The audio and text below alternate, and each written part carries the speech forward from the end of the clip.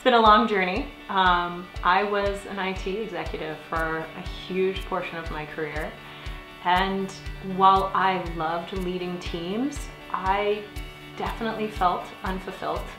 And I knew that executive coaching was really where my passion and my life purpose was, but I loved leading teams and I loved that part of my job. And so I stayed in it for a really long time. And I got to pay very close attention to my own leadership and what would happen.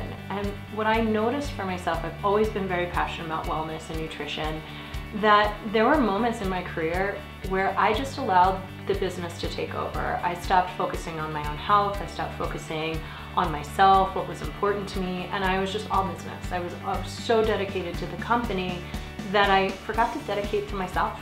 And what ended up happening is my leadership started suffering. And so I really started to notice this connection between how I led myself personally and my leadership. And I started to notice it within the organization as well. As I grew in my organization and watched people around me grow in the organization, I saw more and more people start sacrificing themselves as they got higher up in their role.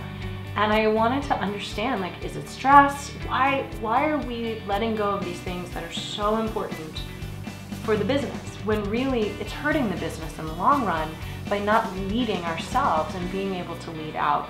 You hear people say all the time about relationships, like, unless you can love yourself, you can't love somebody else. Well, that's what leadership is for me as well. If you can't lead from within, then you can't lead out.